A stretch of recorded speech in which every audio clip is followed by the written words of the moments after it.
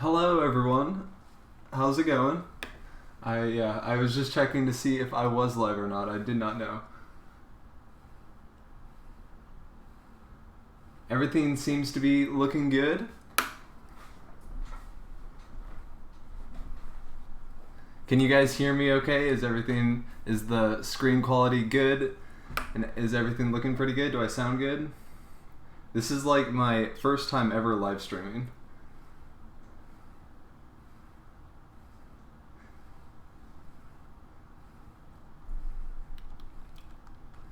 Yes, okay, cool. Sweet. Well, here we are. This is a Blender 2.83, and I was just going to mess around with some different stuff and see what's new. There is one thing that is new, and it's this new modifier called the Weld modifier. And let me show you guys. Let me add in let's go with an icosphere. And let me see. If I go over to the modifier tab, we can see that there's a weld option right here. And basically what this does is it collapses the vertices around. So if I turn up the distance right here, you can see, let me try it. It starts to get rid of the vertices surrounding it. So it's basically like the remove doubles. If you go into edit mode and you right click, merge vertices by distance, it's basically this but with a modifier. So if I turn up the distance, you can see it gets rid of it. So that's basically what it is. It's pretty interesting. This is the new modifier that's going to come in Blender 2.83. Okay, let me just collapse some things so I can see the chat a little bit better.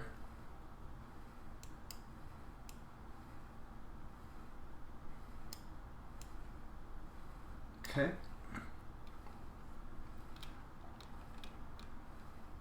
Alright, so what I wanted to do for this live stream was just mess around with Mantaflow and try to figure out some settings there and just see what we can do to create some simulations.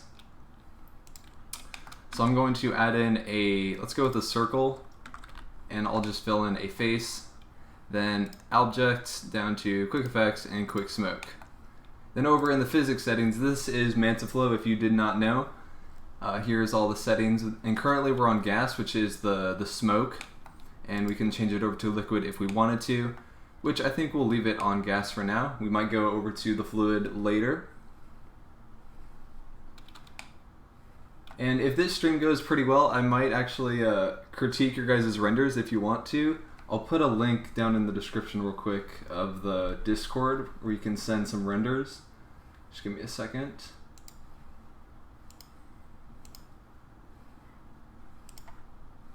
Where is it at? Server settings.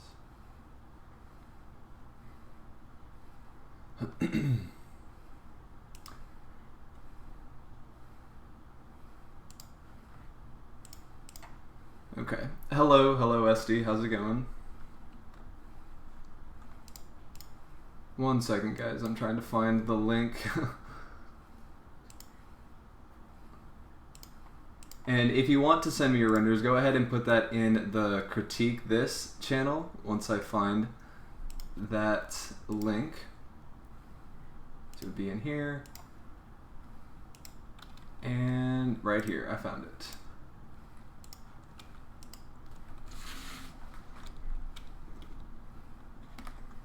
I am using 2.83, that is correct.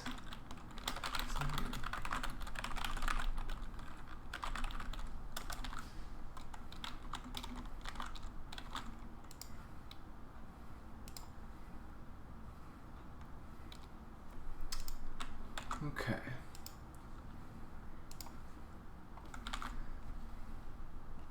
Where can I save this?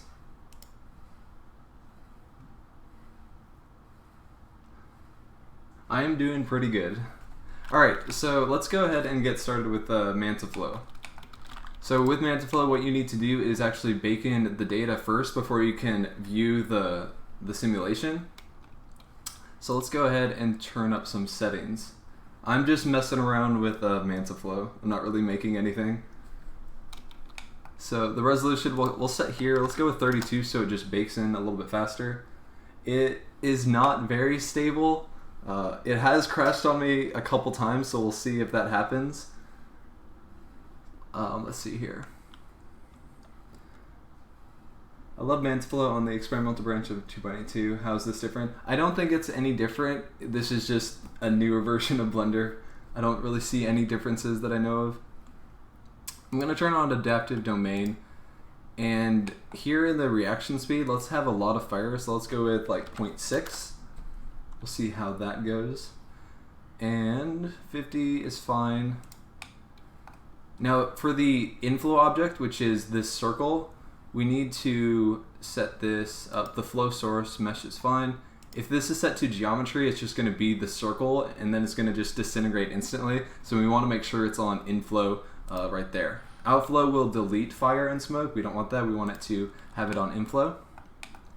Now I have messed around with the initial velocity. I don't think this is working at the moment. I try adding the initial to the Z so it goes up faster and it just nothing happens. So I don't think this is currently working. But we'll try it. We'll see if it works. I'll turn that on and let's go with the initial Z of like 5. Alright, and now let's go ahead and bake in the data and see what this looks like. Do you guys see the description, the Discord in the description? Oh, so I guess the initial velocity does work. Huh. It was not working for me earlier. Let's actually turn that off and we'll bake this again and we'll change this over to fire. And to rebake something, you have to just click free data and then bake that in one more time. And that should start to bake down there, as you can see. And it's going pretty fast. And there we go. We now have a fire simulation. Not too bad. I'm going to, if you guys want to, you can send some renders over in the critique this channel, and I will, yep, and then I will view the renders there and give you guys critiques and whatnot, if you want. Alright, now currently this fire simulation is just pretty boring. It's just a giant circle of fire. So let's make this a little bit more interesting. I'm going to select the circle right here, which is our inflow object, and we'll give it a texture.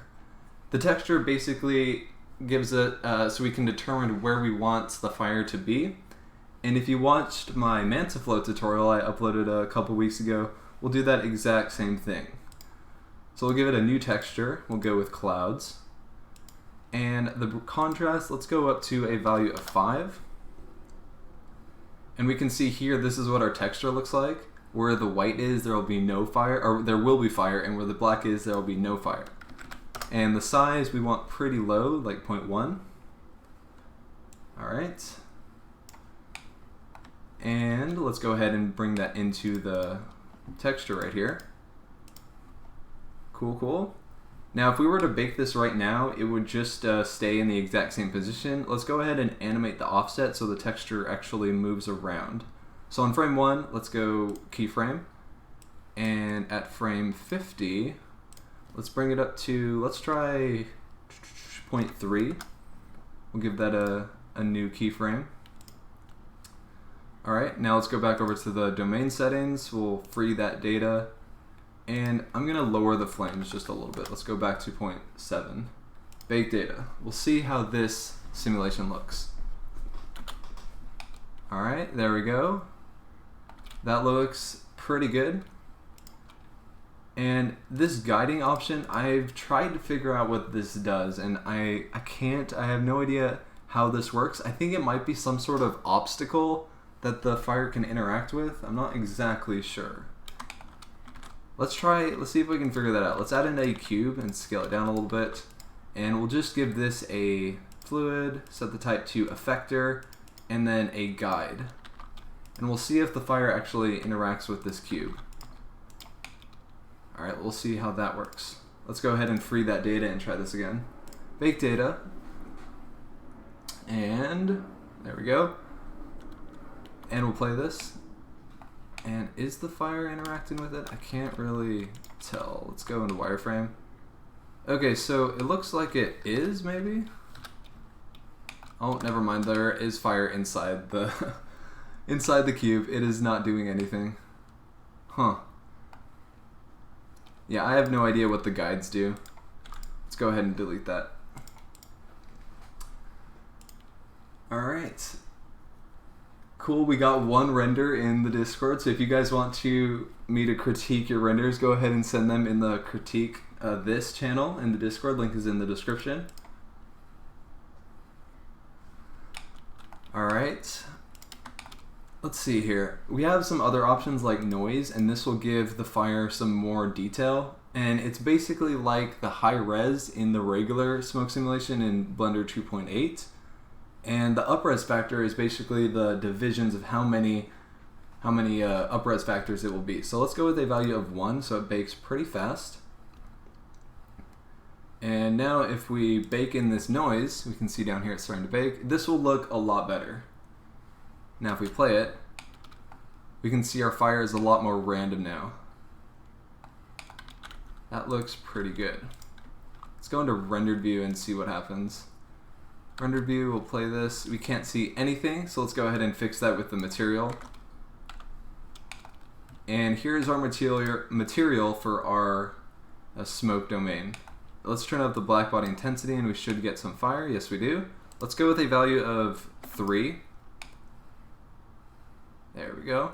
And I think in my Mantaflow tutorial I actually didn't use the black body, but I found out a couple weeks ago that you can actually manually put in some numbers here. Like if it's just at 1, it seems like you can't go any higher, but you can just type in like 5 there and it will go up. And then it will brighten up your fire as well. Let's go ahead and open up the volumetrics and set this to 2 pixels. And that looks pretty strange, doesn't it? Huh.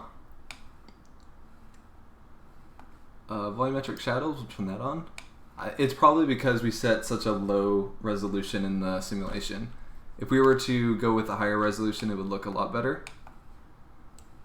And there's the density. Alright, cool. Now when I went live, I didn't really have a plan of what to do. I just kind of went with it. So that looks pretty good. Let's go. I am not trying to make anything. I'm just messing around with Mantaflow. We're in Blender 2.83, by the way.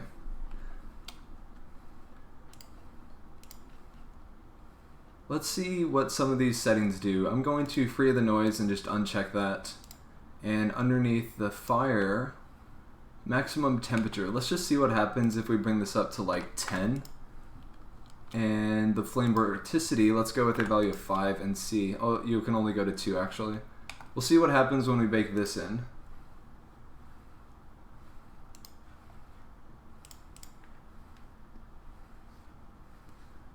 Alright, we'll play this. And okay, huh. That's pretty cool. So it looks like it actually changed the material a little bit. Because before it wasn't that bright, but I think the flame temperature is a lot higher now. Yeah. Let's do this and see what happens. Yeah, that is definitely my experience as well. Let's go ahead and do some other stuff. Flame color, let's go with blue. How's it going, Russell? Russwell, from Russwell, New Mexico. Timothy. Alright, reaction speed. That is the height, the flame smoke, flame vorticity. That's the swirls in the smoke. And let's go with the flame smoke. We'll bring that up to 4. And we'll bake this in. Bake data.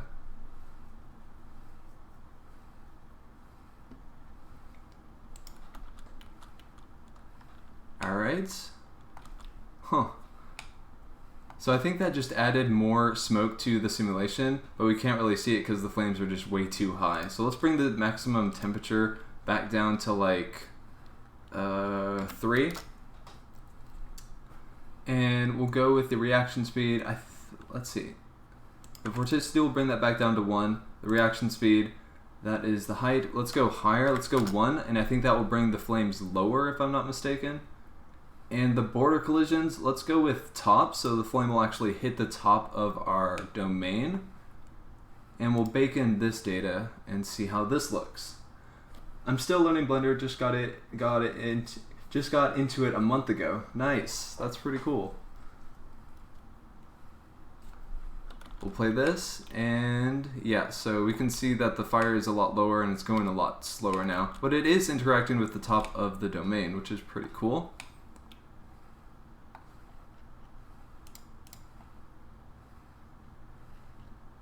Let's go ahead and work on some fluid simulations now and see. Yeah, I am in rendered view.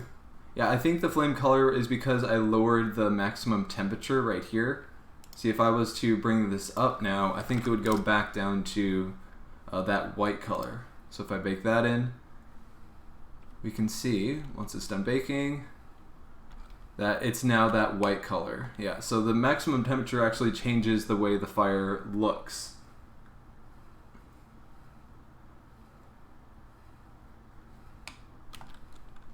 Alright, let's go with some fluid simulations because this is kind of getting boring. We'll add in a plane, and this will emit some fluid into our scene. And I think we also have to free that bake. There we go. Alright, what do we got here? We got a plane. Let's go ahead and scale that along the Y.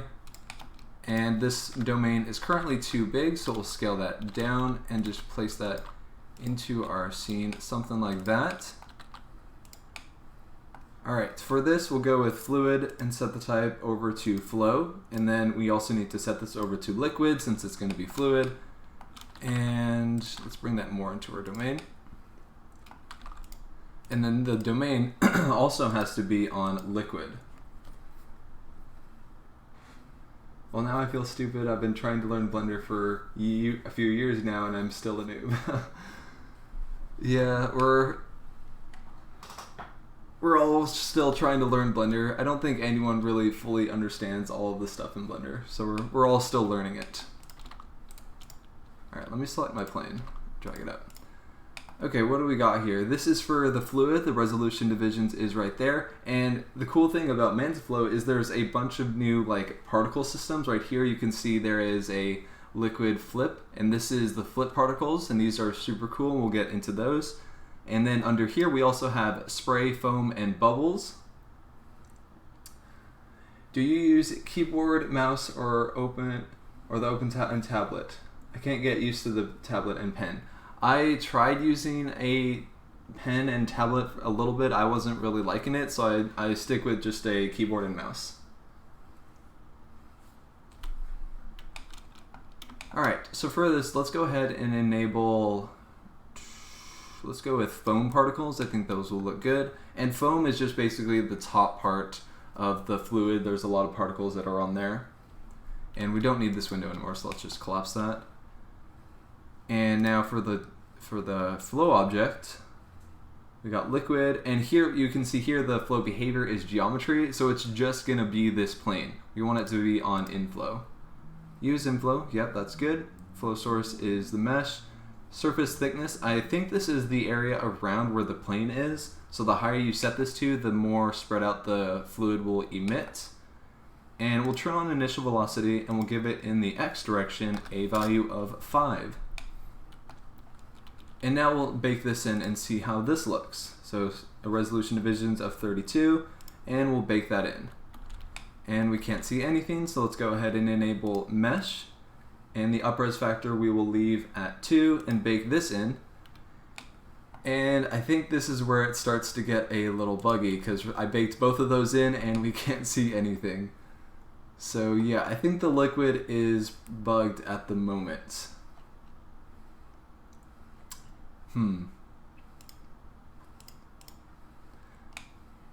Yeah, I don't see anything. And why is that though? Liquid, yep, mesh is checked. Particles, yep. I don't know. I think the liquid is currently bugged. Interesting. Let's go ahead and just delete everything real quick. We'll add in a icosphere. We'll add in another cube. We'll see if it had anything to do with baking in the fire before that. So let's just do this way. So we'll select the icosphere. This is going to be our object for fluid, and it'll just crash down. We'll give it a fluid type, set it over to flow and liquid, and this time we'll leave it as geometry. That's fine. Now for the domain, we'll go fluid and domain.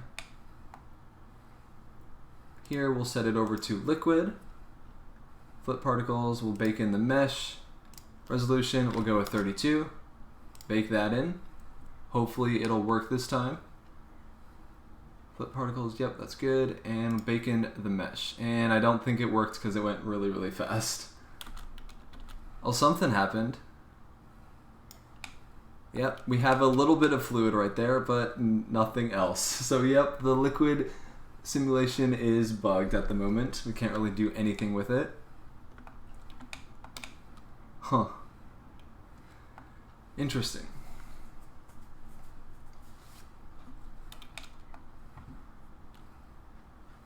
Let's see here.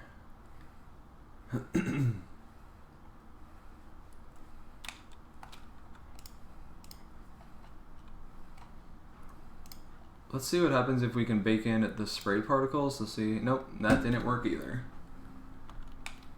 We got a little bit of particles right there, but that's it.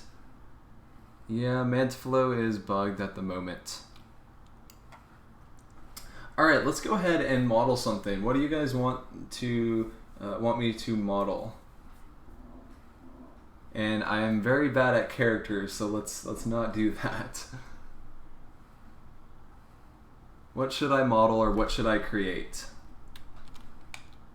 Let's create like a full scene real quick.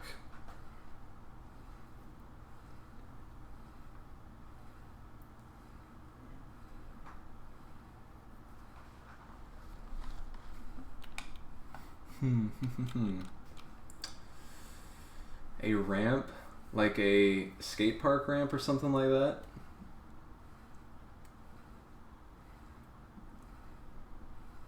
A bedroom or a skate ramp. I think we could do a bedroom.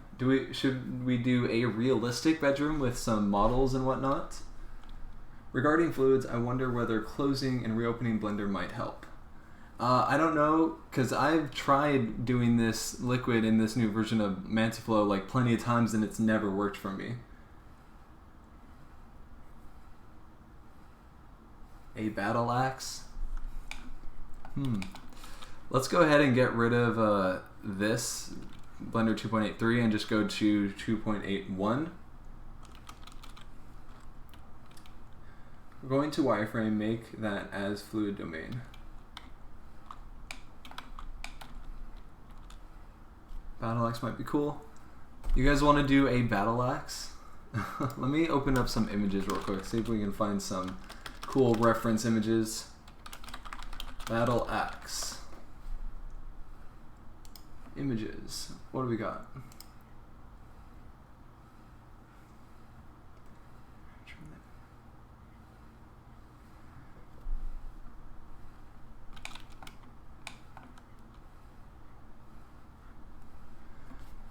Then bringing in a sphere, turn that fluid mesh, click on the box of the wireframe and bake, then play. Huh. Bring in a sphere, turn that fluid mesh, click on the box. I'm not exactly sure what you mean. I was doing your fluid simulation course on Udemy, and it seems to me that Blender seems to remember previous calculations and bakes it and applies it to the next creation. Yeah, if the Blender, what it does is it takes a temporal file format thing and it puts it into a temporary file, and if that file doesn't get deleted and you open up Blender and then just click on a simulation, it will just remember that. So if you want to just restart, you would have to just rebake or just go ahead and open up that folder and delete that folder. Can you do rigging? I am not very good at rigging either. I know how to do it. I know like the very basics, but I don't know anything about like constraints and weight painting and all that other stuff. Have I ever watched Oni's Chip Miss Blender Sculpt? That is cursed. I have not seen that. And I am now scared to look that up. Okay, let's go ahead and open up a new Blender file. Oh, and by the way, this is a thing I was working on. It's just some random particles and cool things. Let's go ahead and open up a fresh Blender file. Alright, you guys want to make a battle axe, huh? Alright, let's go ahead and find some cool images over here. What do we got? A battle axe. This one looks pretty cool. It's got some nice indents. I think that looks like a texture of some kind. Not too bad. I want one that's kind of like front facing so I can use it as like a image, background image. Double-sided or nothing. Alright, alright. We can do that. What does this one look like? How about this one, guys?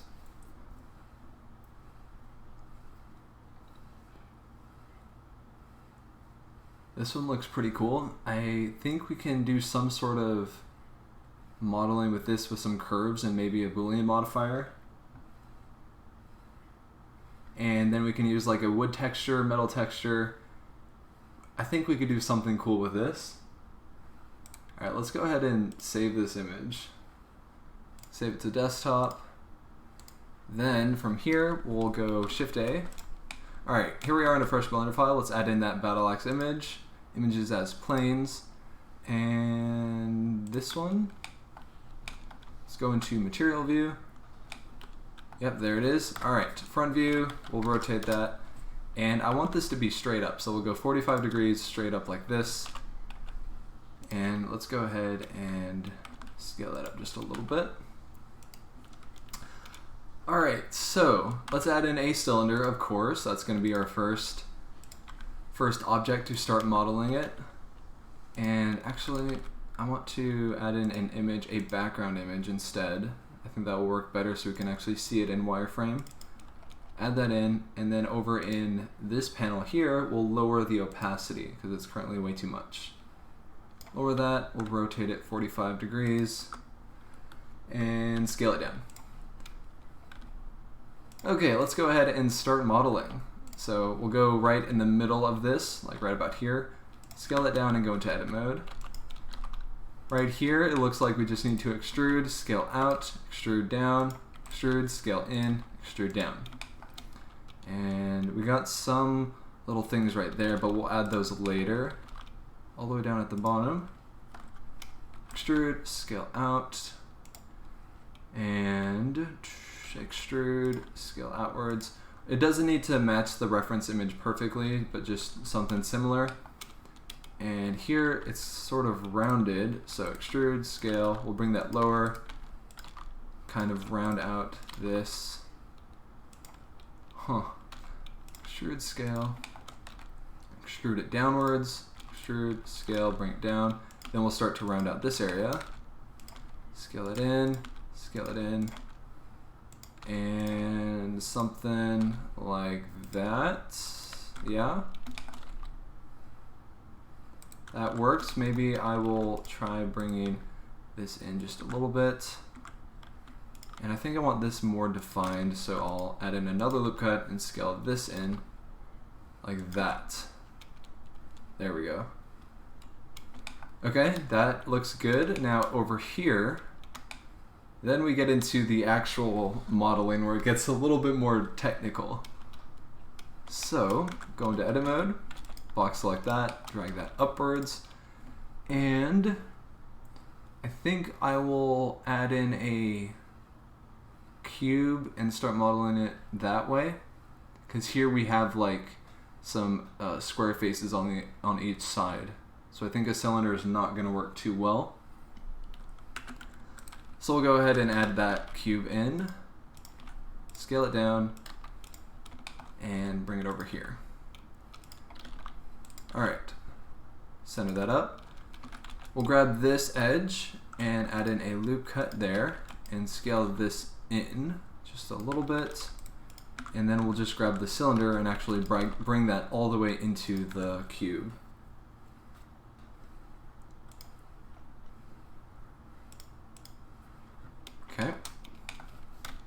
from here, we'll select that top part of the cube.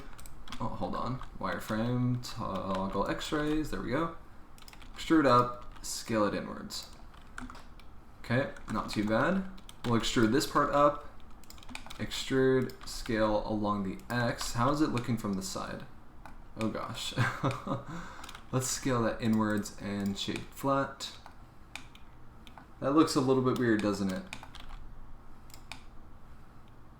There we go. I think that's better. Is the critique this limited to Blender stuff? I have some After Effects stuff that I could throw in. Yeah, go for it. You can throw in whatever you want.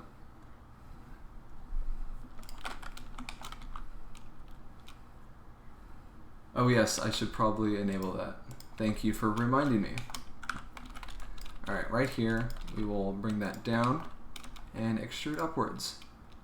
So now I think this part is starting to get a lot more thin along the edges. So what we'll do there is, this is going to be a little bit tough, but we'll add in a loop cut down the middle, grab that, and scale this in. Then we'll take that edge, and actually, you know what would make our life easier is just to add in a mirror modifier. Delete those vertices, add in a mirror modifier right here.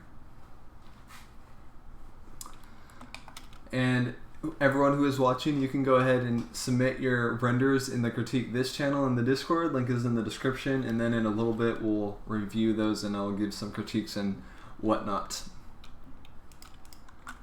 Alright, going on from here, we'll grab that vertice, that middle vertice. Vertex, actually, I've been corrected many times. And we'll bring that in like this. There we go. And that might be a little bit thin, so drag that out just slightly. From here, we'll extrude. There we go, extrude, bring it out, and actually we'll enable clipping on the mirror modifier so it doesn't do that. Extrude, bring it out, and then we just need to start doing this. Now for here, what I think I'll do is I'll extrude upwards and then start modeling out this way. So we have a little bit more control. Add in a loop cut right there. And actually, let's go ahead and add in one more loop cut down the middle, and then we'll line up this like middle part of the axe. So here, we'll take that area, move it down there. This way, something like that. Go, not too bad. Then over on this side, we'll extrude these vertices outwards. Now this is just we're modeling right now, it's not finished. We're slowly getting it done. Now this is kind of a mess, so what just happened? There we go. We'll grab this, bring those up. How does that look? It's starting to look a little bit weird. Modeling on the fly. We're not pre-recording this at all. Is this going to be a Gimli approved? Maybe, yeah, it might be. This axe is Ragnar approved. Cool. Cool, cool, cool. Alright. We'll extrude this out, and this is a mess right now, so let's try to clean this up a little bit. Drag those down. We'll forget about the top part for the moment, and drag these down like this. Okay, give it a loop cut in there to smooth that out. Alright, there we go. It's starting to come together. Not too bad.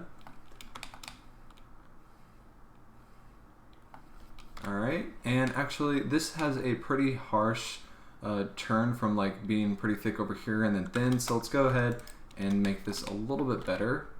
Scale that in just slightly.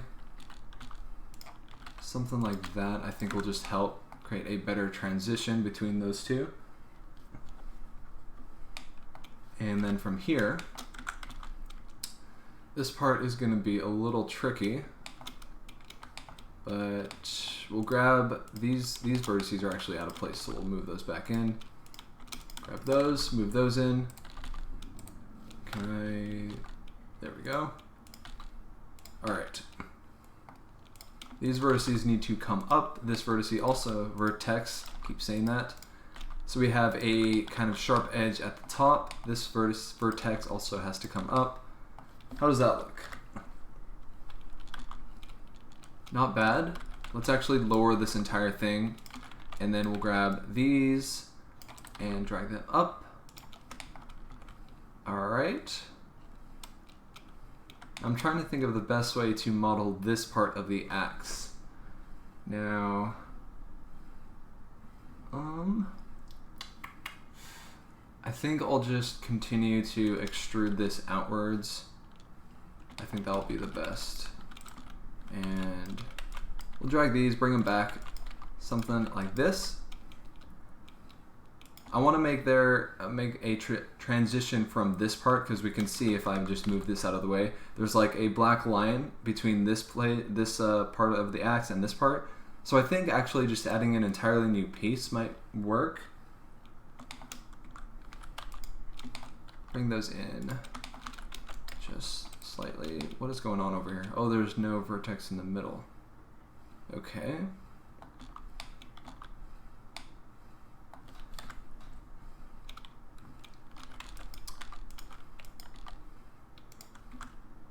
Not too bad. All right, let's actually just go ahead and extrude this. We'll see. We can always undo this afterwards. I'll Shift D this, and whenever you're going to do something, when you're modeling, you should always like duplicate your objects and then move them to a different layer, and just in case you ever need to go back to them. So let's go New Collection and just get rid of that collection by hiding it.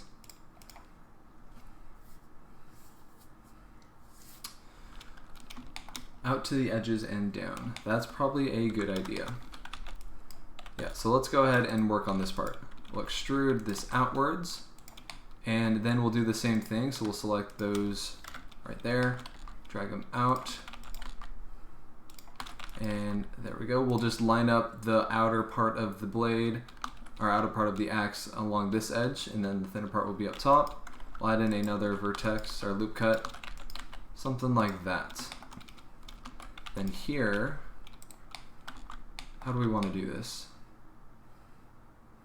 I think what I'll actually do is, if we delete these faces and then extrude those down, shoot them down like that, and then we can fill in those faces later. That might work. How long have I been using Blender?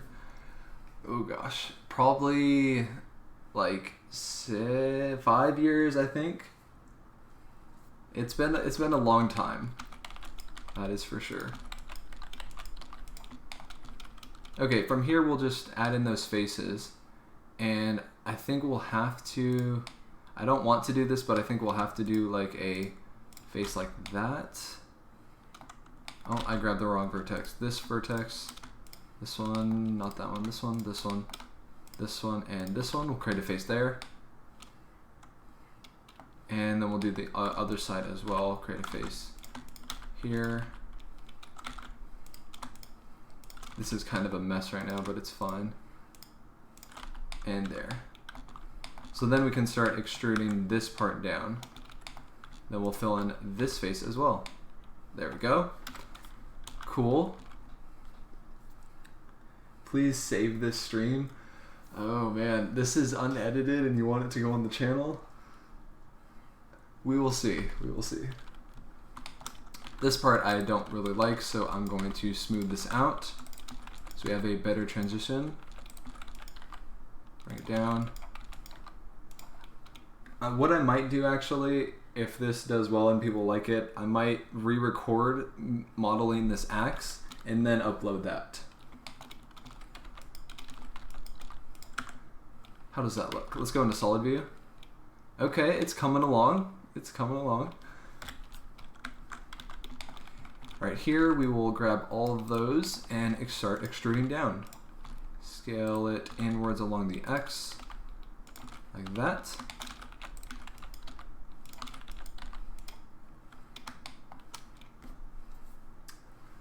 Could unlist it. Yeah, I could.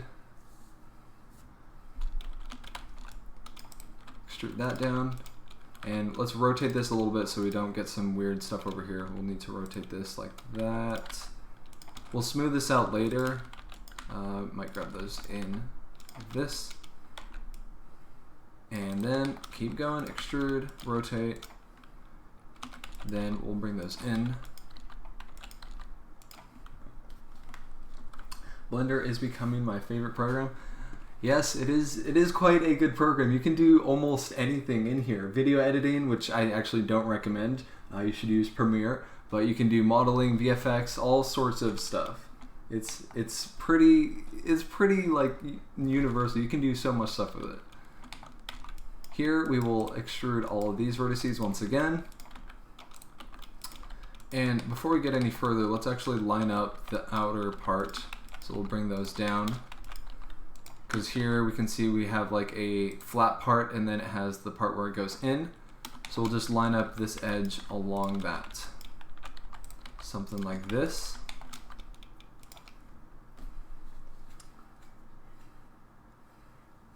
I've been through a couple of your Udemy courses, and I think I have the rest in backlog courses to work through. Nice, thank you for that. I appreciate it.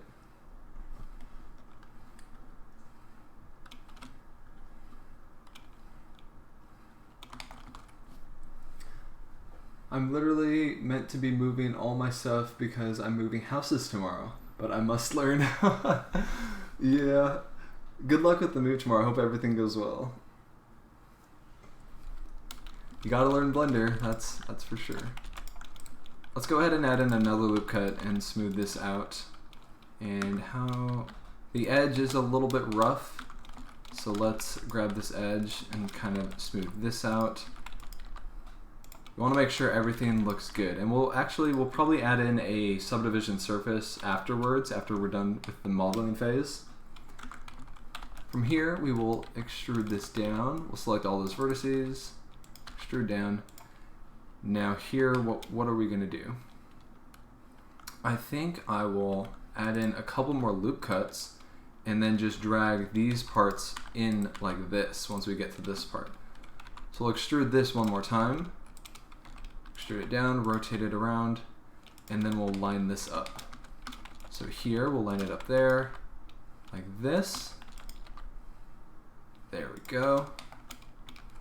Then we'll grab these and line, we'll actually grab these back ones back here and line these up. But I think we'll have to add in a couple more loop cuts, which I don't really want to add any more geometry, but I think we have to. We could actually, yeah, I'll probably just add in a couple more loop cuts. I'll add in a loop cut there to smooth out this part. Beginner question, how are you going to model both sides at the same time? I'm using a mirror modifier, which is this modifier right here. And what this does is it just takes this side and just mirrors it across. So I cut the cube, was originally a cube, I cut it in half, and then I just added the mirror modifier with the right axis, and then it just mirrors it for you. Whenever you're modeling characters or anything that has the same side, you should always use this. It will save you plenty of time. Right here, we'll add in a couple of loop cuts to smooth out this part. Drag that there. And there we go. Is this part actually... No, it is a little bit thick right there, so it doesn't need to become a point. Right here, drag these down. Let's just clean up our geometry a little bit. Like here, we'll drag this down. We'll drag those up. This part is kind of a mess right now.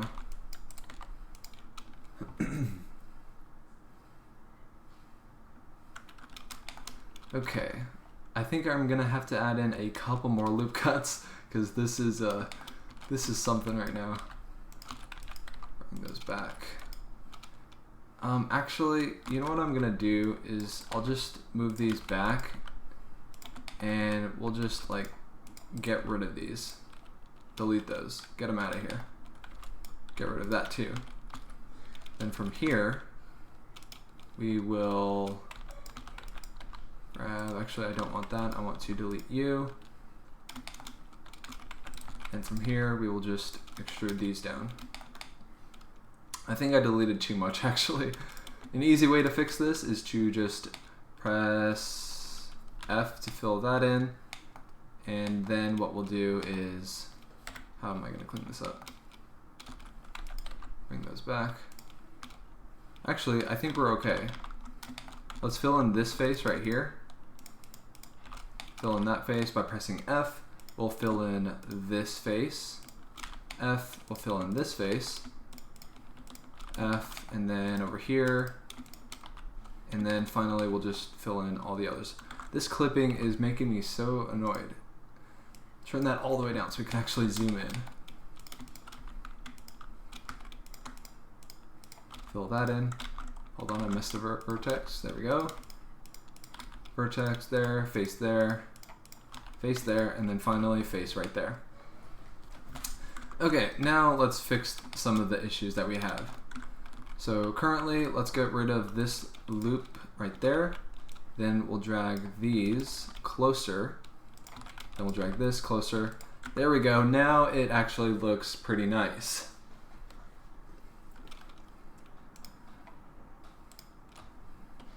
What are we making? We are making a battle axe. And currently we almost are done with the modeling, and then we'll start working on the materials. We're going off of this image right here. You can see it. So we just finished modeling this part, and we'll do that in just a second. I just want to make this a little bit more smooth. And how is everything good here? Yes, it is. Let's go into wireframe and just double check. Yep, that's fine. I want to grab you, drag you this way. There we go. We'll add in one more loop cut right there, which is more geometry than I would like, but it's fine. We'll move those vertices up. Will this be posted? I have not decided yet. I'm gonna grab these loop cuts and bring them up, and we'll just smooth out this a little bit more. Something like that I think will look good. Not too bad. All right, let's take a look at it. We can just go around here and look. Let's actually enable smooth shading. No, let's not do that. Not too bad. Is it like crooked right now? Yeah, it is crooked. What the heck? Okay, hold on. How am I gonna fix this? Let's...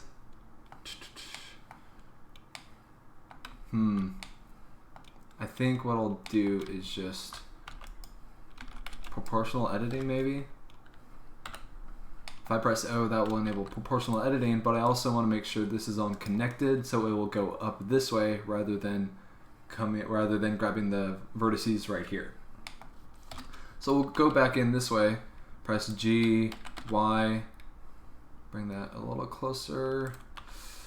Oh gosh, why? How did it even go rotate like that? I don't understand. Let's try this actually. We'll grab, I'm gonna Shift D this, move it to a new collection just in case. And we'll grab all of these faces. So if I press 3, it will go on face select, and then C, we'll grab all of these. And you know what we could do actually? We don't need this part either. We can use the mirror modifier for this back face as well, because it's exactly the same, right? So if we go into top view, we can just delete half of it. I'm gonna try not to select the wrong half, which I failed. So I'm going to get rid of all of these, get rid of that, and you, get rid of, actually, this might complicate things even more if I try to mirror it. It's a damaged battle axe. Yeah. Alright, this is fun. This is fun. There is a small issue right here though. We have some, it becomes really, really thin right here, which I don't like. So let's add in a Do we want to add in another loop cut? Try to fix that. No, let's not do that. But what we will do though is line up this part. You can see there's like a line going across this way, so we'll go ahead and line up this loop cut with that. So I'll double tap G to move it, and we'll place it right there, and then we'll place the rest manually. Move that in, grab you, move you over this way, and we'll grab you, move you this way.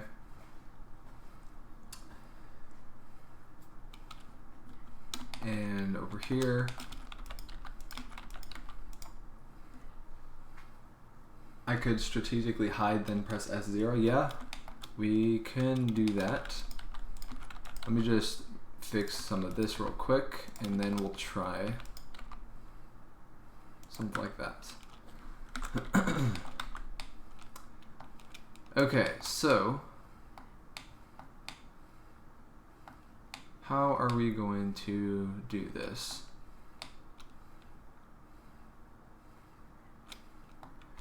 You know what? Let's just try to select every face along this edge and just press S0. The faces that we don't need, select you. And actually, I don't want to select these ones because those are along the edge, so I don't want to select those. I don't want you either. Are those all of the faces that I want? I think so. Let's go SX or SY0. There we go. And then we'll do the same thing over here. So we're just gonna have to select all of those. So we'll line it up like that. And then we'll just go all of you. Select all of you this way. Right? I think those are all the faces that I selected. SY0 to fix that, and then we'll go into side view. So it is now fixed, but there is some other issues, like up here it looks weird.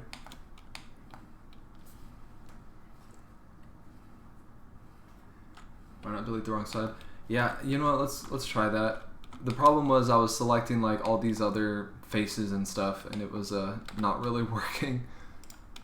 So we can try deleting half of it.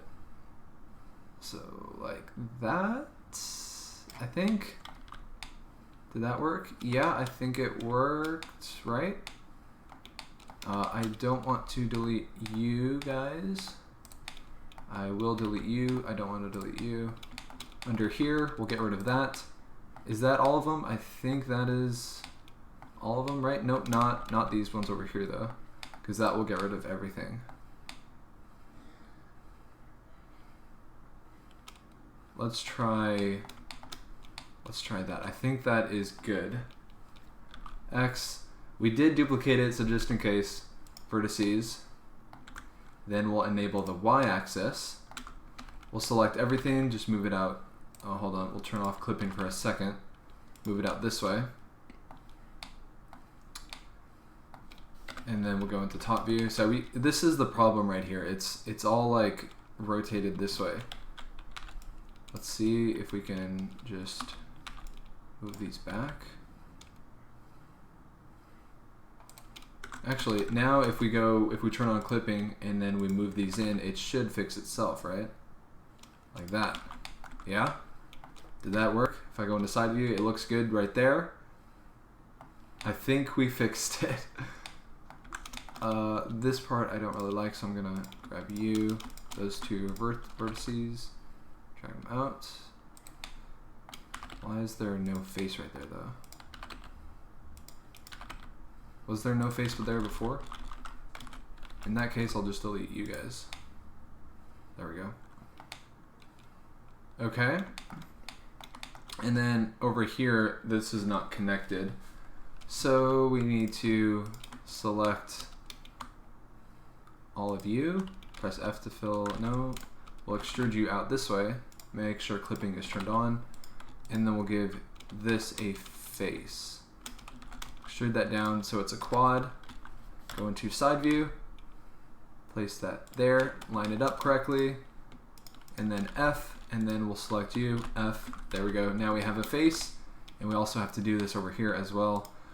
Go into side view, not side view, front view, extrude that one, so we get some loops, extrude, extrude, extrude, extrude.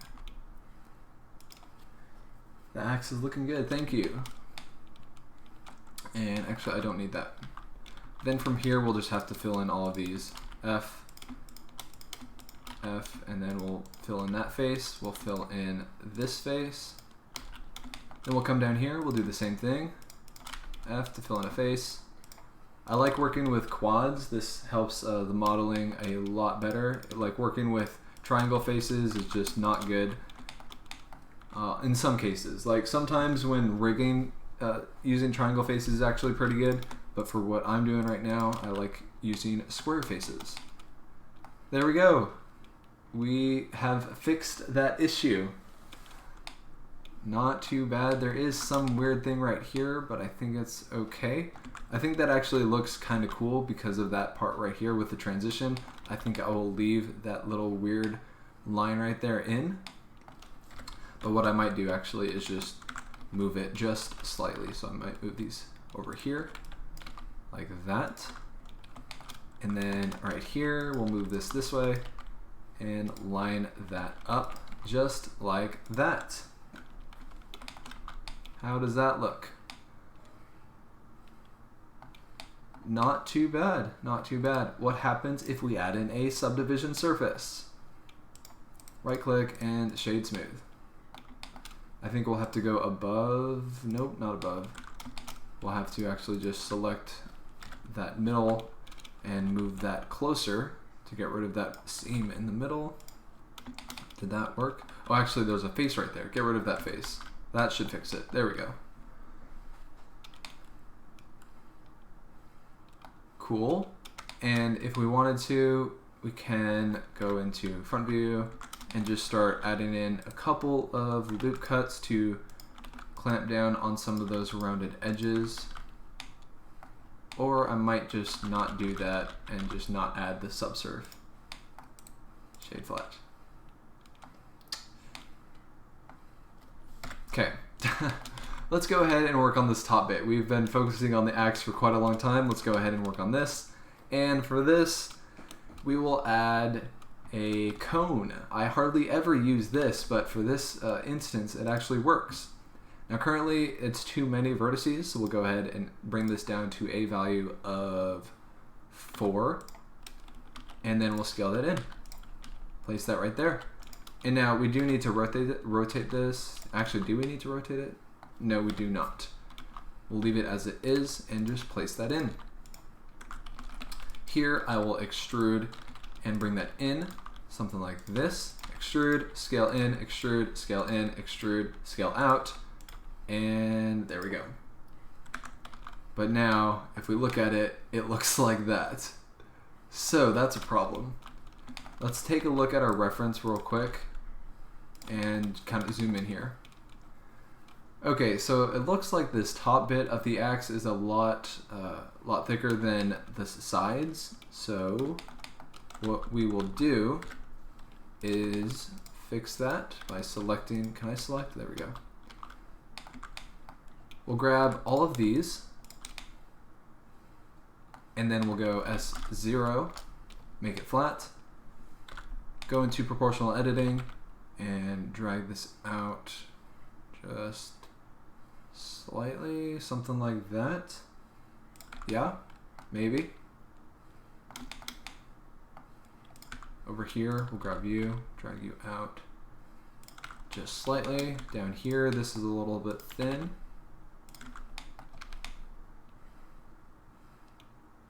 Cool. Now, let's not, I'm just going to do my own thing now, so I'm going to just scale it down and not have it be so big. Something like that, and then we'll grab those vertices and scale them inwards. So they are inside the axe, something like that. And then we'll also grab you guys right there, scale them in. Cool, look at that guys. We have created a battle axe. It's kind of low poly at the moment, and we'll smooth it out. The body of the axe head looks too thin to support the blades. Well, I just fixed that. it is now a lot thicker.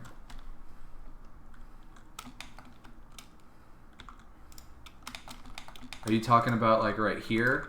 Can I, there we go. Are you talking about right here? Do I need to bring those out a little bit? Something like that. Probably a dumb question, but why make two objects collide and intersect themselves? Because I turned on clipping, and that basically stops the vertices from going any more this way. And instead of placing the vertices manually, I just use the collision to push them into place, if that makes sense.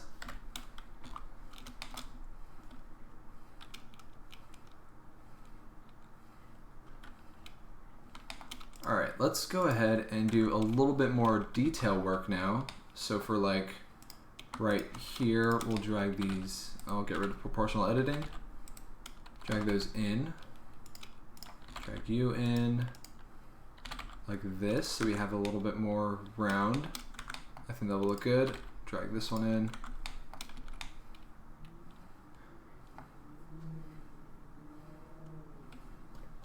Oh no, you're good, Red Moon. You're good.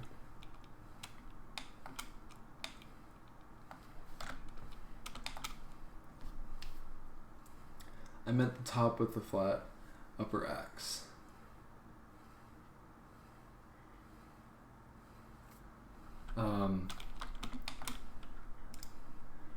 I meant the top with the flat upper axe. I'm not sure what you mean. Okay, let's get into some detail work. So for like here, we'll get in here and move these vertices just a little bit. And let's try this. Let's actually add that subsurf back in. We'll go with 2, and then we'll start adding in some sharp edges. So for right here, we'll go, I don't want to select you, just that corner right there. We'll grab all of these. So we'll select you, going across. And then Control E, wait, where is it at? Edge crease. And that will give it a sharp edge. Actually, that doesn't, I don't really like that, and that's too much work.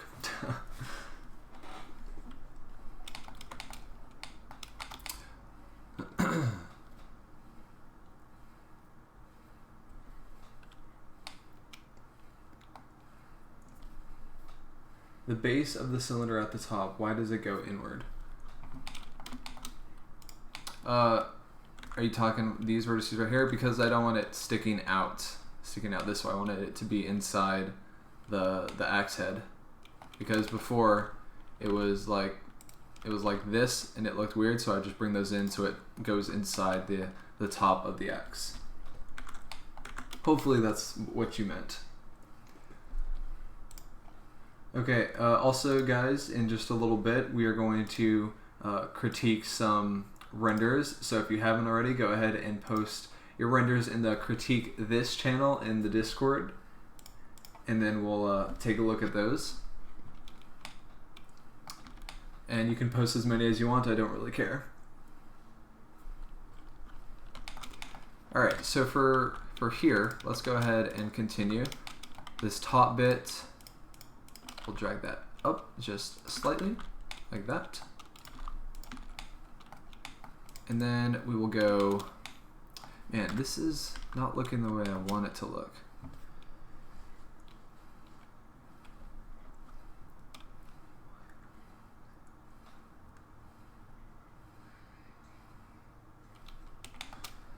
Let's see.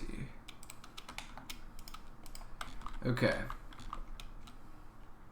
How do we want to add more detail to this?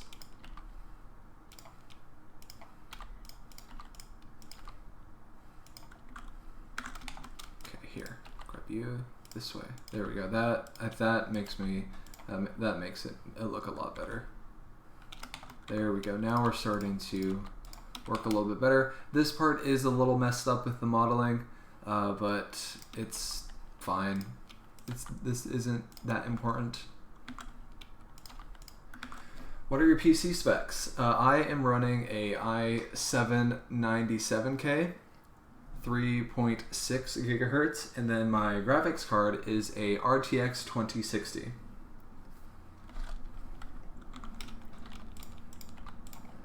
Something like that. All right, let's go ahead and work on materials now because I want to, and we might go into modeling later. The first material that we'll do is the wood material right here because I think that'll be the easiest. So we'll give it a new material over here. And then for the texture, let's go ahead and add in a texture, image texture, and then plug that in. And then let's go ahead and find a good texture. So if we open up, where is it at? Here. If we go over to wood textures, you guys can see my hate to leave, but this old man is getting tired. Interesting project. Thank you. So you can see the end. I'll probably post a render, but I'm not sure about the whole live stream. I might take that down. I don't know yet. But thank you for stopping by. I really appreciate it. Let's go ahead and go, where's it at? Thumbnails. All right, here's all my wood textures, so we need to find one that looks good. Actually, before we do this, let's take a look at a reference image. So it's kind of like a bark texture of some kind. It's not really like fine wood. So if we go back over to, oh, I have to go all the way back over there now. Textures, where is it at? Wood textures. Okay, what do we want? Do we want this one? This one looks pretty good. That might work. That one might work as well. Wood worn, this one actually I think will look pretty good. So let's try this one. Open that up. Okay, hold on. We have a lot of messages. All right. I forgot to make a face at the top of the axe. Oh, look at this. You are right. Let's zoom in on that. Look at that. Thank you for noticing. Let's just bring that in. There we go. Okay, back over to the material. Let's go into material view. All right, what do we got here? That is not looking good. The reason for that is because we extruded it. So we need to UV unwrap this. So we'll go on the back, we'll select a loop, hit Control E and go mark seam. Press A once or twice, U, and unwrap. That should work. And since we're using the node wrangler, let's go ahead and press Control T to add in a mapping node. The scale of this, let's try 4. Oh, this texture is not seamless. No, this is not gonna work. Dang it. Okay, hold on. We need to find a new texture. I think this one is seamless. Yes, it is. So this is actually too big, so let's go ahead and bring this back down to 2. And I think this is rotated the wrong way. What the heck? Why does our UV map look like that? Hold on. That should not happen. Oh, you know what? It's because I did not UV unwrap, or I didn't make a seam for these, this circle face. Control E, mark seam. We'll go to the top, grab that face right there, Control E, mark seam, U, unwrap. And there we go, now it looks much better.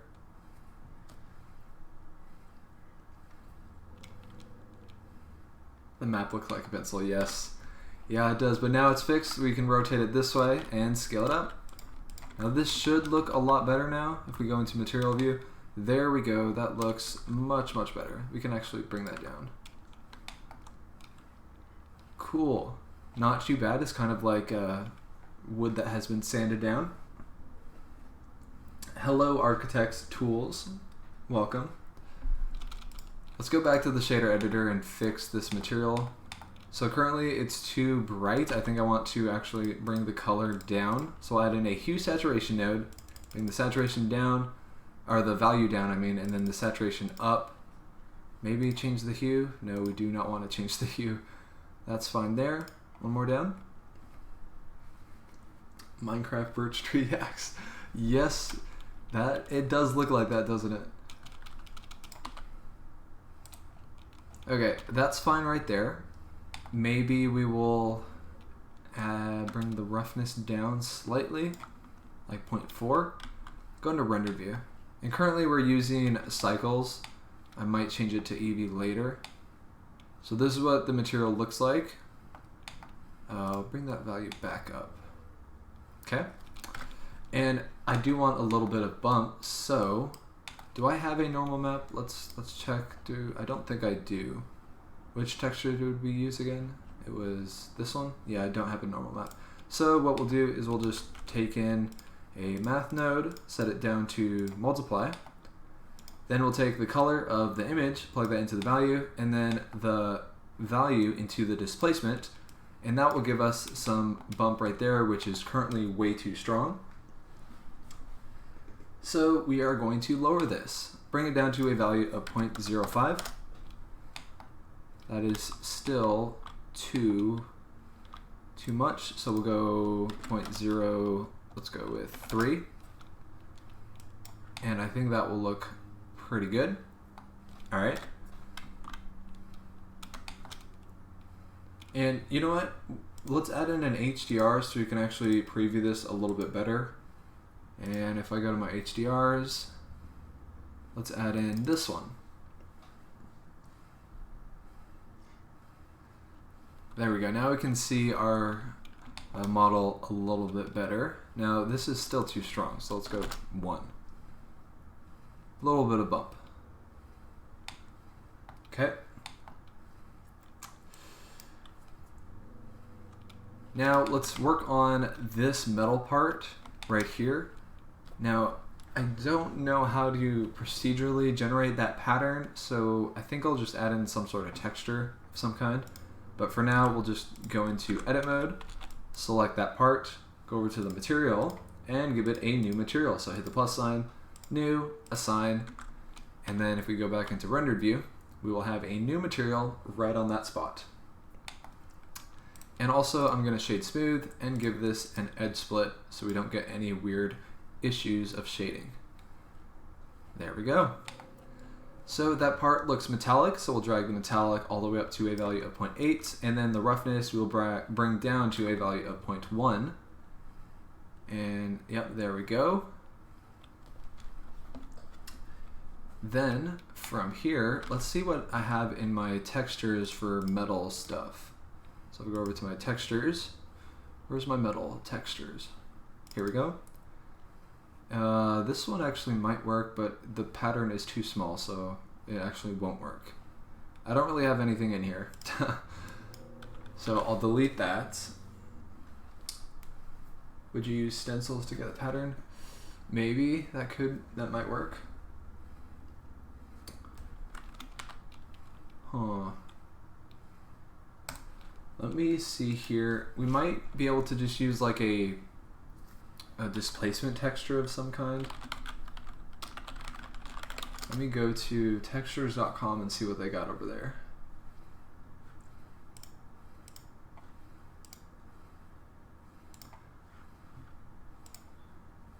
What do we have here? Let me bring this over here so you guys can see as well. Oh, there we go. Okay. Can you actually see? Yes. We'll go over to, where's the patterns? We have patterns somewhere over here, right? Nature, plastic roads. Let's go with metal. Let's just see what they have here. No, that's not really what I want. Let's go with various. Is there something over here that we can use? Abstract, no. Okay, this is not working very well. Tiles, let's see here. This should give us something good, right?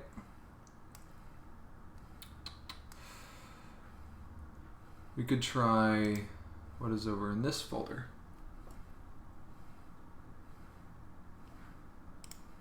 That's that. Let's go back over here. What does it look like again? It's kind of got that weird pattern like that. I could actually model this. Just do like a small indent of some kind. Or that might be actually too much work. I don't really want to do that. 3D artists always trying to find shortcuts around so we don't have to manually do something.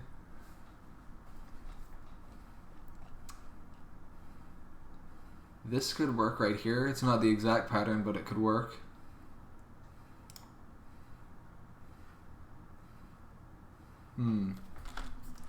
That is seamless. This one is also seamless. Let's try this. We'll just go there, go back over to Blender, then I will grab that texture. And sorry if you can hear that motorcycle in the background. Someone is being obnoxious right now.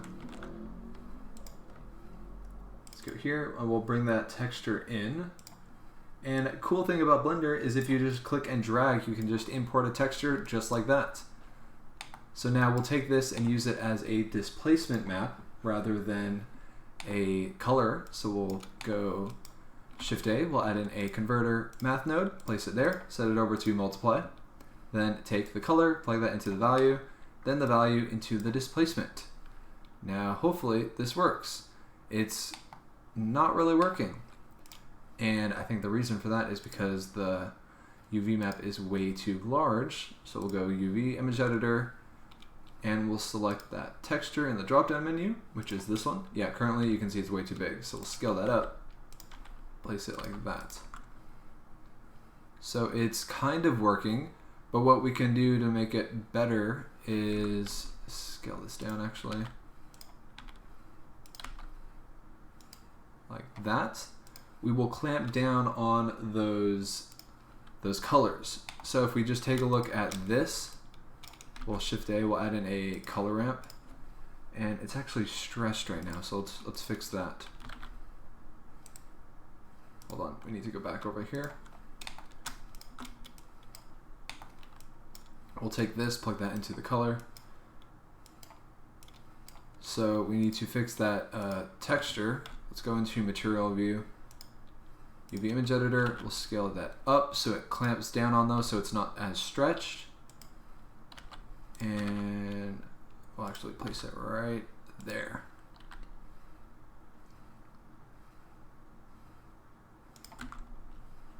Okay. Now I don't really like all those bumps, so we'll take the color, and you can see it's starting to clamp down on those white and black values. So if I drag this way, it will only display where the black is, and then if I drag it this way, we have a more smooth displacement map. Now I want to zoom in. We'll zoom in on that, and there we go. Look at that, not too bad. And then we can play around with the height. We'll go with a value of 1. We could also change the color as well.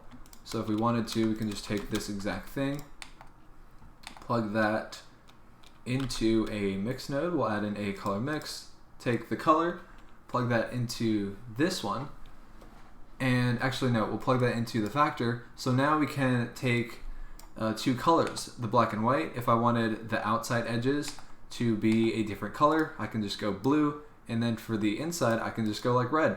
Look at that. For this though, I don't want that. I want the outside to be black, so we'll go black. And then for the inside areas, we will just leave at white. Maybe a little bit darker, something like that. Look at that, guys. We did it. Cool, cool. Not too bad. Now, this is a little bit, there are some issues right there, but I think that is actually kind of cool because it's a battle axe. It's not perfect. Then we'll do the same thing for the other side. Is there another one? Oh, there is no. So there is no other one of those things. That's fine.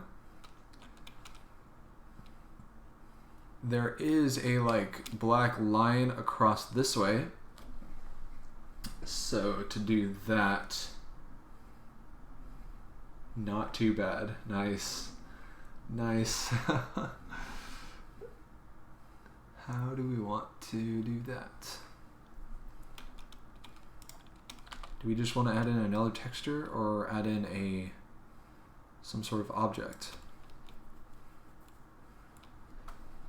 You know what would be cool is if we took like a leather strap going around and going straight up, like going around this way, back and forth, going up like that. I think that might look pretty cool. To do that, we could add in a screw modifier or a curve modifier. Let's go with a circle. Where's this at? It's way too big at the moment. We'll place it down here. We'll go into edit mode, vertice select mode. We'll take that back vertex and then press Y. And basically, actually that did not work. There is a way to disconnect this, but I thought it was Y, but apparently it's not Y. See, if I do that, it just adds it. I forget how to disconnect, so we'll just delete that and then extrude. That's fine. There. That works.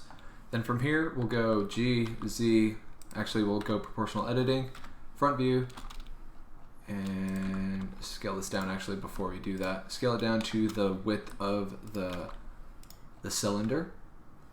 Then go into edit mode, G, Z, and then we'll drag this up. Something like that. Okay. That could work. You know what? This is not even though, so if we add another one, it's not going to work as well. So let's try adding in the screw modifier and see if this helps. Screw modifier. Go up like this. Okay, that's not working very well.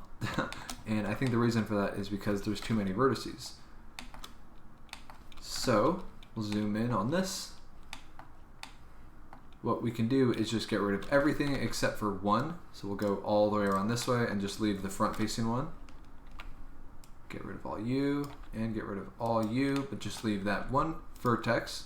And there we go. Now we have a screw going straight up. Then for the iterations, we can go all the way up to the top of where the axe is. Right there. We'll zoom in a little bit and place it there. Now currently it's just a thin line, so we need to give this some thickness. We'll drag that into the bottom of the thing and then a little bit taller.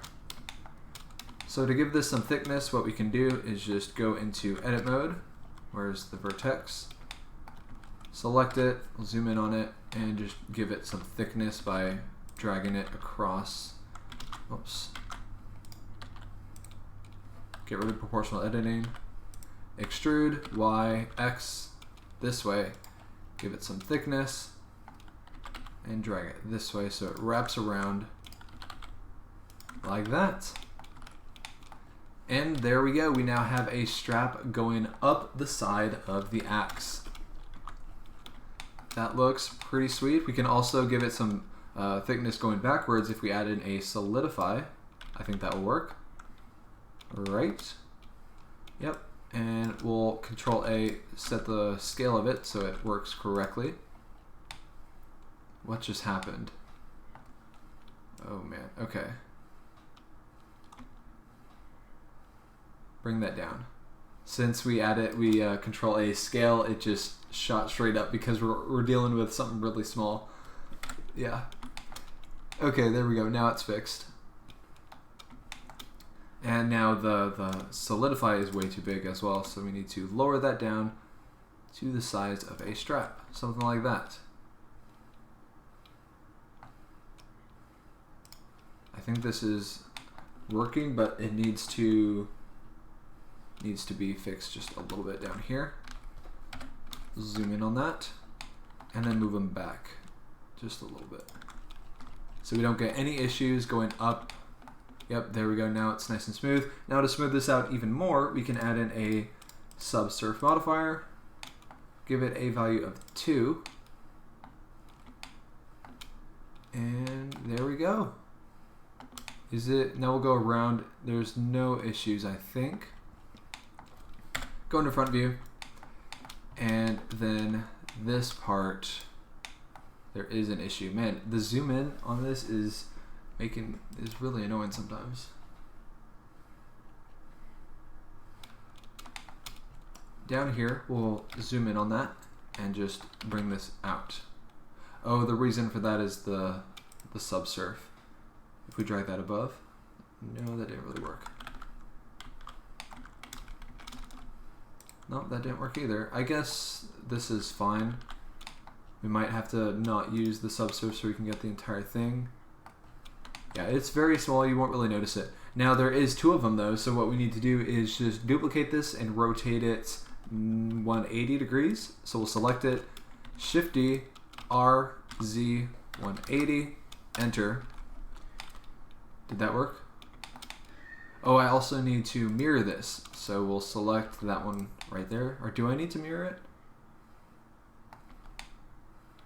What is going on? Why can't we see this? Let's try mirroring it. Let's go Control M, X, and then rotate Z 180. We'll go back 180. Nope, that did not work. Actually, it did work. There we go. Look at that. Now we have the cross section of the 2 knots, and that is what we wanted. Not too bad. What I'll do right here is just drag these out a little bit so it covers up that part where it intersects, like that. Nice.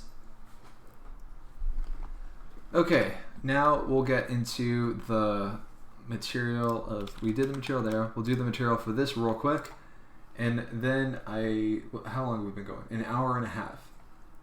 So I'll probably end the stream in about 15 minutes or so. Let's just render this out real quick. So we'll select that, give it a new material.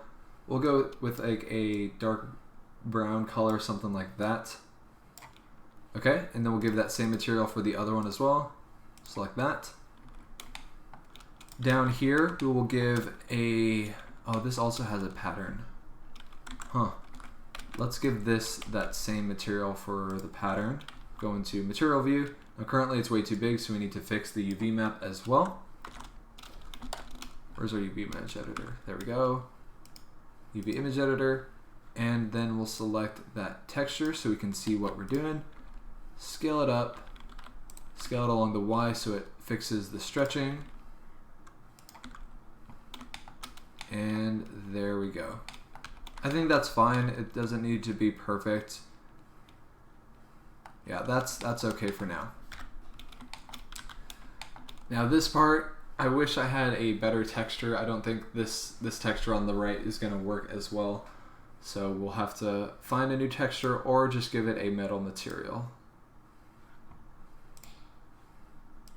Let's go over to the shader editor and mess with the material. We'll give it a metallic of 1, roughness of 0.2, or 0.1 I mean. Go into render view to see how that looks.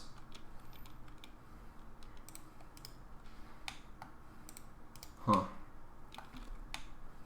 Currently it's reflecting everything, which is not very good. We'll bring the roughness actually up a little bit. Metallic down.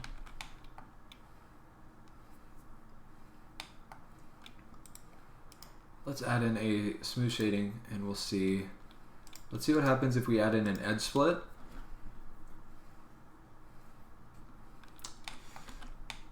Alright, there we go.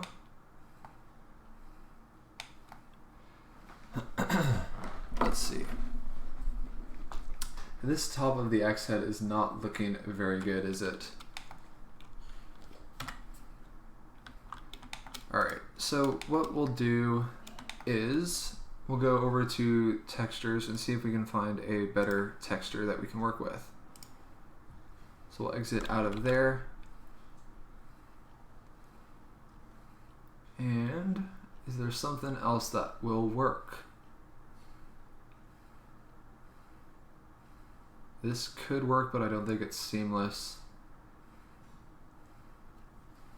Huh. Not a lot to work with. Actually, let's try, I think I have some just regular maps. Let's go ahead and let me see if I can find those. Those might work. 1 second. We'll go with textures. Yeah, these might work. Let's try adding this in. So we'll select this, we'll drag this texture in. and then we will plug this in. We'll go with color, base color. Now I don't want it to do the entire thing, so we'll give it 2 materials. This one will be for the part where the pattern is, and then we'll give it another material where the blade actually is. And then we'll go into edit mode and assign those. So we'll select all of these faces along the edge, right there, all along here, and then all along this edge, going all the way up to the top. We'll drag these ones as well, these across this way, and these all the way down here until we reach the bottom of this, just like that. Then we will assign these. So assign on that material. Then for the other material, we'll go into rendered view. Then we need to fix the UV map, so we'll go into UV image editor. We'll select that texture, and this is the texture, by the way, that I just added. Go into edit mode. We'll select this material, so select this, and scale it up. Now, I don't know why that vertex is really far that way. We'll place that there. Rotate it this way. Something crazy is going on our UV map. Let's just go ahead and project this from view and then scale this up. There we go. Now we got something kind of cool. That works. Now we have some sort of pattern.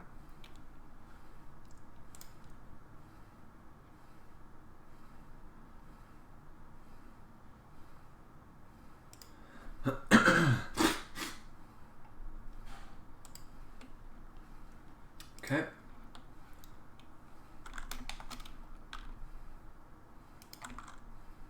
All right, that's gonna have to do for now. It's not the best, but it will have to do. So we'll scale it up a little bit more, and then we'll go over to the shader editor and work on this displacement map. So for this is gonna be added into a converter math node. We'll add this into the displacement color into the top input of the add, then plug that into the displacement, and then set it to multiply so we can control how much displacement there is. Then actually we'll plug that into the normal. Actually, you know what? Let's go with a vector bump. There are multiple ways to add displacement, and there's you can use the math node, plug it into the displacement here, or you can use the bump node. It doesn't really matter. Let's go with the bump. I think this will give us a little better results. Yep, you can see there is a little bit of bump there. If I turn up the distance, maybe that will give us some better results. Not too bad. You can see there is a little bit of an indent there. Pretty cool. Okay. Then of course we also need to apply a texture to this, or some color. We'll go converter or color RGB. We'll take the color, plug that into the factor, so then we can take 2 different colors here. So now if we go into render view, we can take this bottom color, which is going to be the bumps, give this a slight blue color, something like that. Actually, I think it might be the opposite. Yeah, let's switch these. This color needs to be this one, and then this one needs to be the white color.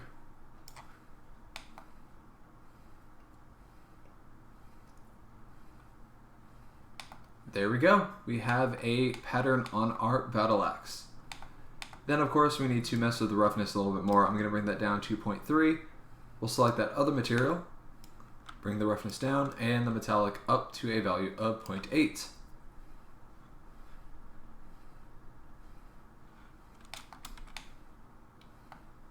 We'll select that top part and then give it that same material of this one, I think it is. Yes. And we'll bring the color down.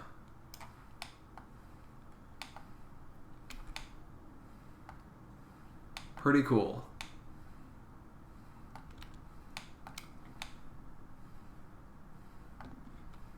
All right, it's not the best texture or pattern, but it's fine for now.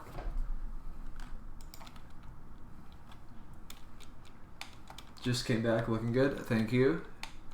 I think we are done with the modeling and texturing for now, because I do have to end the stream in just a little bit, so I'm If I had more time, I would make this look a little bit better, but for now it's fine. Now let's go ahead and create a quick scene. To do this, I'm just going to add in a ground plane. We'll give this a concrete texture. I'll have to open up this one more time. For the texture, we'll go image, image texture, plug that in right there, open up a texture, thumbnails, and concrete. Now here is where we decide what concrete texture that we want. I want something kind of dirty, something like this maybe. This might work. Scale it down. And then go into render view. Okay, that's fine. And then we'll go UV image editor and scale up this UV map so we can actually see more of that texture.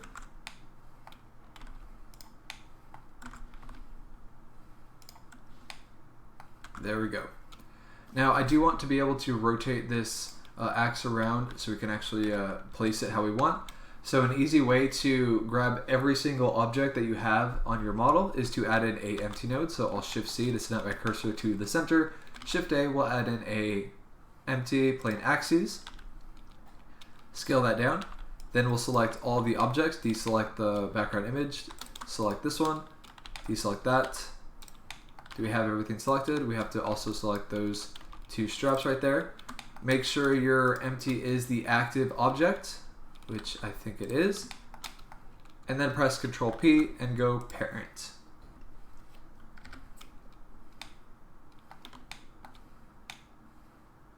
There we go. So now we have this object just like that.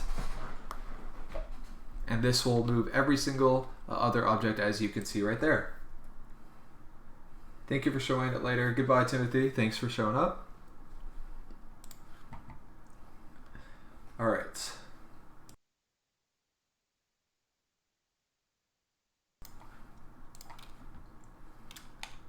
Now for this, let's go ahead and place this on the ground. I'll rotate it like this. And then we'll rotate it this way.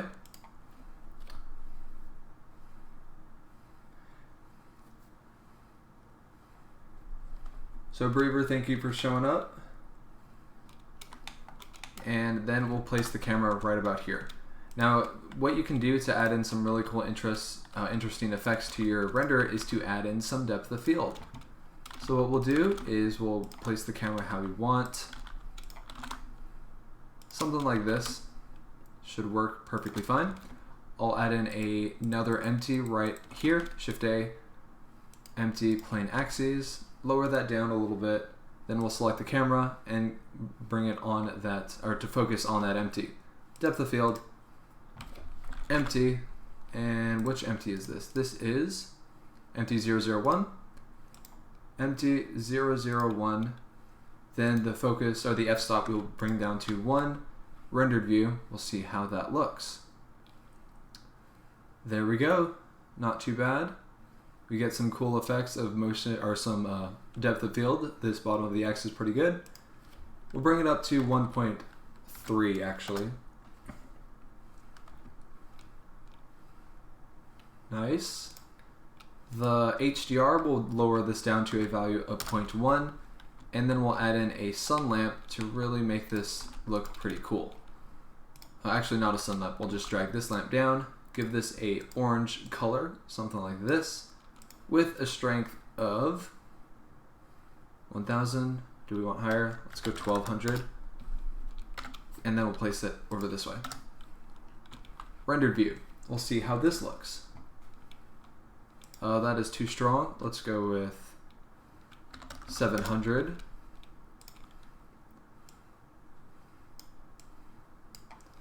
How does that look? Not too bad. I kind of want it to be a little bit darker. We need more blood.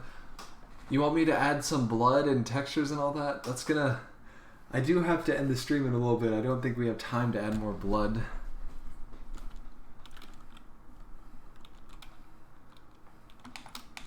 I do want the lighting to look pretty cool though. You know what we can do to add in some more interest is I will add in a model. And the model is going to be, you guys will see in a second, Architecture Academy. Where's it at? Models. Let's go full screen so we can see what we're doing. Lights, and this one right here. Collection, this one. So we have a old style lamp right here.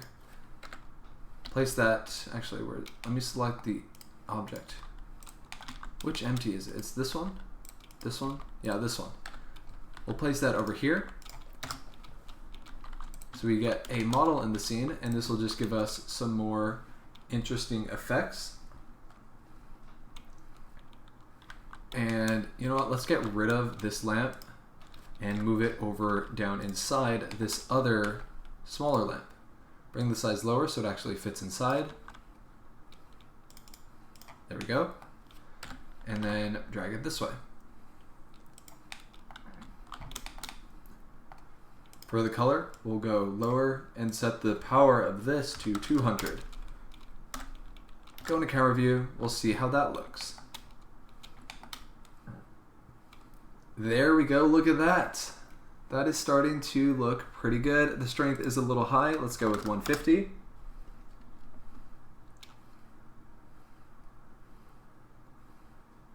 Still too high, 110.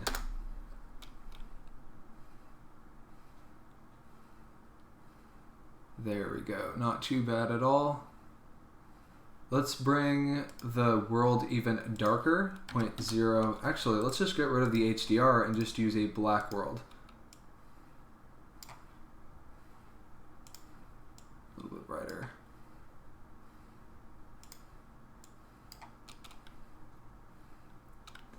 Okay. It's looking decent. What we can do is actually do a little bit of compositing with our camera so we can actually have a better frame. So we'll move this closer, rotate that up like this, and then we'll take the focus point, which is this empty, and we'll place that right in the middle. I want to focus on the battle axe head actually, so we'll move that there. Rendered view, and look at that. That is looking pretty sweet actually.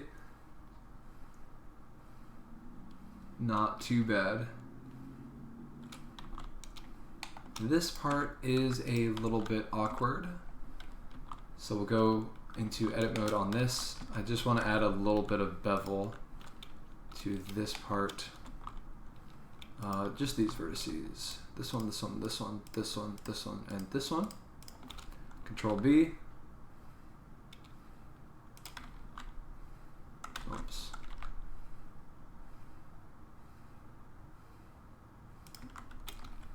There we go. That looks much better. I like that that edge now. All right, let's go ahead and just save this project just in case Blender crashes. I totally forgot to do that. Battle Axe live stream. We'll go over to the render. We'll set the render samples to 150. Performance is fine. Light paths, everything is good. And we'll render this out. This should go pretty fast. Yeah, about a minute. Then there is going to be a little bit of noise, so we'll add in a denoiser, and then we'll do a little bit of color grading. And then, has anyone posted in the Blender chat? Yeah, a couple people. Okay. Where's my, there it is. This one. Okay. Oh wait, I forgot to get rid of the other collections. Undo that so we don't see that other collection. Render that again.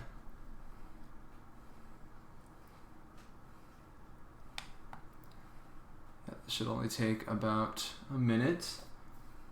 If we add in some glare for the lamp, I think that would look really good.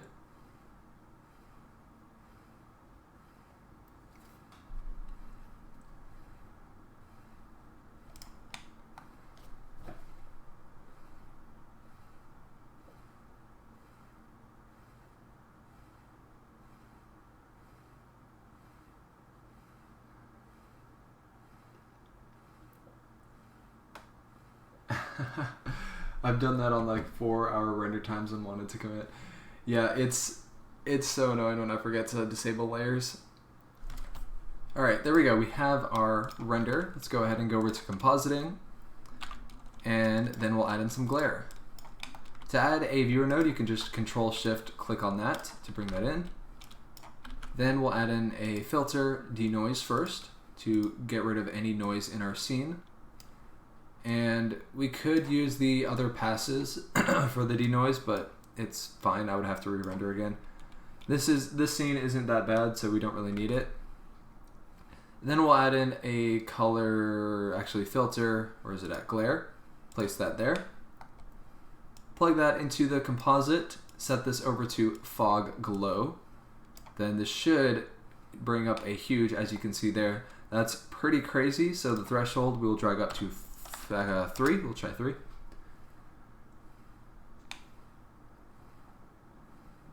How does that look? 5 or 6. That clamps down on it a little bit, and then we can bring this mix over to -2, and that will help clamp down on the glow as well. There we go. Okay, there is our final render. That looks pretty good. I'll probably post this on Instagram, so if you guys want to check that out. I might do a little bit of tweaking with the material, but there we go.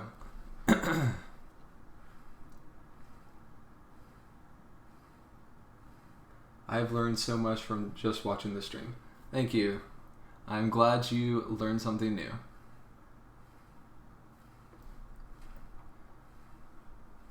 Alright, there we go. There's our final render. Now, we do have 2 renders actually by the same guy who posted in the critique this. Let me bring that over this way. And then you guys can check this out. So here we have this image that is pretty cute. I like it. Not too bad at all. Let's see here. Critique. Huh. So I think the first thing that I noticed is these rocks look a little plastic.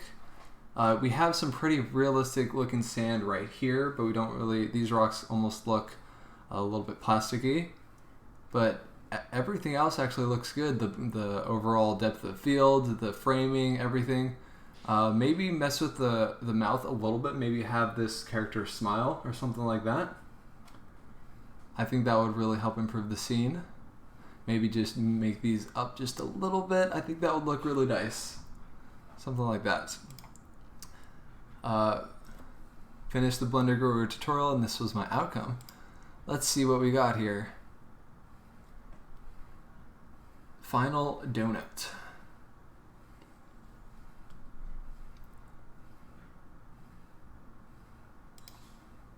Oh, there we go. You got the text above. Nice. Looks like a donut. Let's go full screen so we can actually see it better. Get rid of this and we'll pause it so we can actually take a look. It's a little bit hard to see because the quality of YouTube kind of lowers, and then you guys are watching on the live stream, so it's even worse.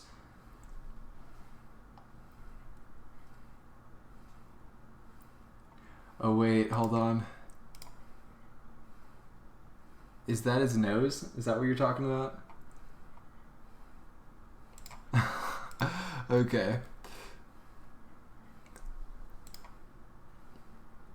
This render looks good. The donut looks really realistic. You got the text above here. I'm not sure why the text is there. Like, I see that it's a donut, so I don't really understand why the text is there. But everything else looks good. The plate looks really nice. The scene is really good. Yeah, it looks nice. I don't really like the text though. And then I'm not sure what this background thing is. If that's like, I don't know what this green thing over here is. Yeah, not bad at all. Hello. We are ending the stream though, so this is the end. So you just showed up right at the last second. Let me go back over to this render that we were working on. So in this Blender live stream, we created this image right here, and I'll probably do a little bit of tweaking to it, but then I'll post it on my Instagram, and then I'll probably post it in the Discord as well. But there you have it, guys. That is going to do it for this live stream. We've been going for almost 2 hours. So thank you for everyone who showed up. I appreciate it. Meant to be a chair with buttons and a green thing. Ah, I see. Okay.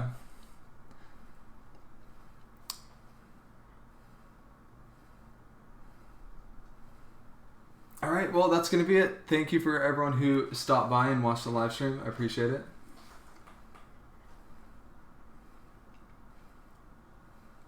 Sir, can you wait for a little bit more time? I do have to leave, so unfortunately I can't stay any longer. Goodbye, Jordan. Thanks for showing up. The X is sick. Thank you. Thank you. Thank you. And if I might create a tutorial on a Battle X, we will see. But that's going to be it. Thank you for watching, guys.